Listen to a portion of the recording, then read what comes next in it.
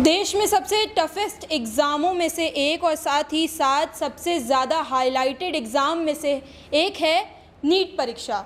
कल रात में ही 9 बजे तक करीब नीट ने अपना रिज़ल्ट घोषित किया। हमारे साथ अंतरा जी हैं। औपचारिकता के लिए मैं आपको बता दूं कि मेरा नाम है युक्ता मृगवानी और आप देख रहे हैं इनसाइड भारत टीवी। अंतरा जी मौजूद हैं, डॉक्टर साहब बनने वाली हैं, बात करेंगे उनसे। अंतरा जी, कैसा लग रहा है आपको? पहले तो आप अपनी रैंक बताइए, क्या मार्क्स है, क्या रैंक आई है आपकी? मेरा मार्क्स 634 है आउट ऑफ 720 और रैंक 12,287। अंतरा जी, कैसा आपको लग रहा है जब आपने सबसे पहले देखा? क्या रिएक्शन था? क्योंकि बहुत ज़्यादा खुशी वाली ये मोमेंट है, कैसा लगा आपको? पहले तो खुल ही नहीं रहा था। अच्छा। तो वे हम सबको कॉल कर रहे थे कि लाइक बताओ हुआ क्या, किसी का खुल रहा है, किसी का खुल रहा है, किसी का नहीं खुल रहा था। फिर मैंने एमजी सर को कॉल करा कि सर नहीं हो रहा। बोले एक बार ट्राई करो। फिर मैंने ट्राई किया और वो अचानक से खुल गया। हाँ। तो पहले मैंने मार्क्स देखा 634। उसके बाद एक टाइम के लिए मैं फ्रीज हो गई थी, मतलब एकदम मुंह पर मुंह बता रही हमें। ड्रीम कम ट्रू वाला मोमेंट था कि ये टाइम इतना वेट करा था उस दिन का।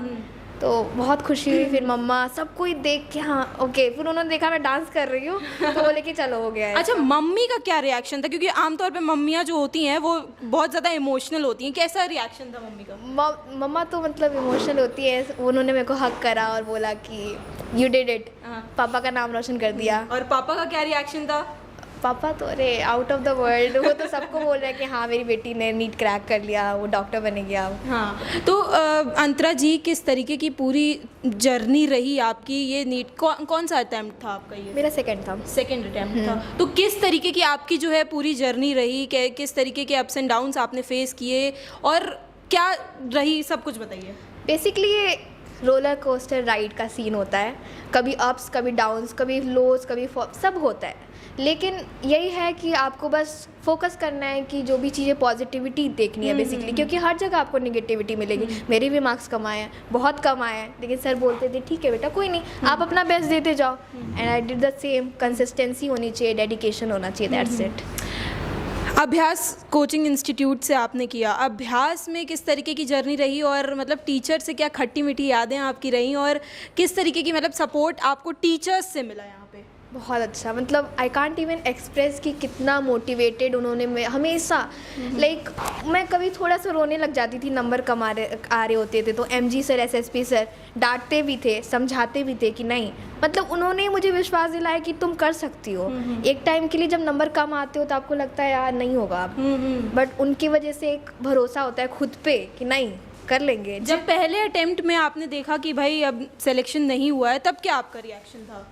वो तो टाइम ही बहुत ख़राब होता है, समझ में नहीं आता, उतना करेज ही नहीं होता कि हम दोबारा उसको स्टेप ले फिर से करने का। वही रातें उठना पूरा नहीं हो पाता है। अच्छा, जब आप 12th क्लास में थी तब आप लॉकडाउन था क्या उस समय? हाँ था लॉकडाउन। तो किस तरीके से तैयारी, क्योंकि देखा जाए उस समय बहुत ज़्यादा मतलब डिफ़िकल्टीज़ का सामना बच्चों को करना पड़ रहा था। उस टाइम तो मैंने नॉर्मली 12th करा था, फाउंडेशन का कोई सीन नहीं था। क्योंकि कोविड में पढ़ाई नहीं हो पा रही थी। हम लोग पहला सेशन था जो ऑनलाइन क्लासेस कर रहा था, तो वो तो नहीं हुआ था। 12th के बाद ही जो मैंने प्रिपरेशन करी है वही उसी ने हेल्प करा है। तो 12th में ही आपने सोच लिया था कि मुझे मतलब यही करना है या कुछ और भी आपका स्कोप था? नहीं, बचपन से ही था। एक्चुअली मेरे जो पापा हैं उनका सपना था कि वो खुद डॉक्टर बने, but due to some financial issues वो डॉक्टर नहीं बन पाए। पापा क्या करते हैं आपके? बिजनेसमैन है फिलहाल।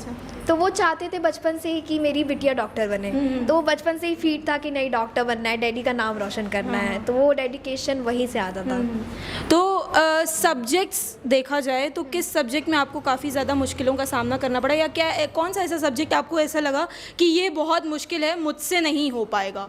तो कौन सा सब्जेक्ट? फिजिक्स।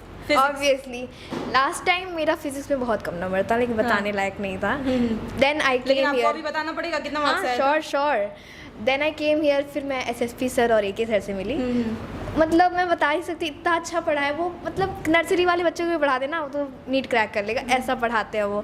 और उन्होंने मेरे को 0 से अभी यहाँ पे मेरा नंबर 148 था out of 180, which is a very nice score. उसकी वजह से बहुत बूस्ट हो गया मेरा स्कोर लास्ट ईयर से, तो thanks to SSP sir and AK sir. तो कॉलेज अब कौन सा एक्सपेक्ट कर रही हैं? अभी तो फ़िलहाल कुछ ऐसा सोचा नहीं है, क्योंकि एमजी सर जो भी है अच्छा, वो मैंने काफ़ी ये देखा है, अभी जब ये यूक्रेन वाला कुछ हुआ था तो मैंने देखा कि काफ़ी बच्चे जो हैं वो यहाँ इंडिया में ना करके बाहर चले जाते। तो आप क्या वोकल फॉर लोकल को सपोर्ट करेंगी या फिर आप भी फॉरेन कंट्री में जाके डॉक्टर साहब बनेंगी? I never suggest for the foreign country, क्योंकि क्या ही मतलब है, आपको आना यहाँ ही पे है और फिर एग्ज़ाम भी देने पड़ते हैं। तो इट्स बेटर कि आप खुद से क्रैक करो और यहीं दो यार, इंडिया बेस्ट है। बाकी तमाम बच्चे हैं जो नीट की प्रिपरेशन कर रही हैं, उनको क्या बोलना चाहेंगी, क्या प्रेरणा देना चाहेंगी उन्हें? मैं बस यही कहना चाहूँगी कि जितने भी लोज आएँ, अप्स आएँ, डाउन्स आएँ, ज़्यादा ओवर कॉन्फिडेंट नहीं होना है और जो भी चीज़ें हैं फेस करो और हमेशा पॉजिटिव रहो और डेडिकेशन के साथ लगे रहो। जिद होनी चाहिए, बस सब पॉसिबल है। तो जिद होनी चाहिए बिल्कुल। मार्क्स से आप सेटिस्फाइड हैं कि नहीं है? नहीं, आई वॉज एक्सपेक्टिंग अरे मोर। यार, डॉक्टर तो बन ही जाएंगी अब। वो ठीक है, बट होता है ना, एक एक्सपेक्टेशन होती है कि मुझे पता है, ये मैंने काफ़ी लोगों से सुना है। मैं जब 12th में थी तभी भी काफ़ी लोगों का ये था कि 97% आया। अरे यार, बहुत कम परसेंट आया। अरे क्या बात है, 97% आया है, उसके बाद भी क्यों सेटिस्फैक्शन नहीं मिल रहा है? एक्चुअली होता ही है ना कि जितना आप एफर्ट्स डाल रहे होते हो वो हमें पता होता है कि हमने कितनी मेहनत करी है, कितने रात नहीं सोए हैं, तो फिर एक एक्सपेक्टेशन होती है ओके 650 चाहिए या उससे अबव चाहिए, फिर वो उतना नहीं आता है, थोड़ी सी दुखी होता है इंसान, लेकिन फिर चलो कर लिया अब तो ठीक है। तो इस जर्नी में, पूरी जर्नी में टफेस्ट सिचुएशन कौन सी रही आपकी? Toughest situation I would say जब मॉक्स होते थे हमारे लास्ट के 2 मंथ्स में, उसमें एकदम नीट की तरह एग्ज़ाम होता था हमारा, उसमें स्टार्टिंग में बहुत कम नंबर आ रहे होते हैं एकदम स्टार्टिंग में, तब लग रहा होता है अरे यार 2 महीने बचे और इतने कम कैसे होगा। वो टाइम बहुत डिप्रेसिंग होता है। उस टाइम टीचर्स मोटिवेट करा उन्होंने मुझे बहुत कि अरे अभी तो पहला है, देते जाओ, फिर वो बढ़ते जाते हैं। अच्छा, टीचर्स के साथ ऐसा होता है अक्सर कि हम लोग 12th वगैरह में पढ़ते हैं तो टीचर्स के साथ काफ़ी खट्टी मीठी यादें होती हैं। आपकी कुछ यादें बताइए। सर से थी कौन से खट्टी सर? वट्टी मीठी नहीं, वो एक्चुअली ना मेरे नेल्स बहुत बड़े बड़े हुआ करते थे। अच्छा। तो मेरे एमजी सर है, केमिस्ट्री पढ़ाते हैं, हाँ। वो मुझे डांटते रहते थे, पढ़ने वाले बच्चों के नेल्स बड़े नहीं होते थे। तब मैंने काट लिया था। I was very good. तो ब्राइट स्टूडेंट रही हैं मतलब स्टार्टिंग से? हाँ मतलब ठीक है, सब थे ब्राइट। बाकी टीचर्स में सबसे ज़्यादा सपोर्ट किसने किया? फैमिली में सपोर्ट किसने किया सबसे ज़्यादा? फैमिली में तो सभी थे, मम्मा पापा भैया, 3 लोग हैं and they always supported me. कोई भी कुछ भी हो, कम नंबर आता था तभी वो बोलती थी कि तुम कर सकती हो। मुझे नहीं एक टाइम के लिए भरोसा होता था, बट उनको भरोसा था हमेशा से। तो एवरीवन। तो ये थी अंतरा जी, जिन्होंने बताया कि अगर ज़िद पे अड़ जाओगे तो सफलता ज़रूर आपको मिलेगी। बाकी तमाम खबरों के लिए देखते रहिए इनसाइड भारत टीवी।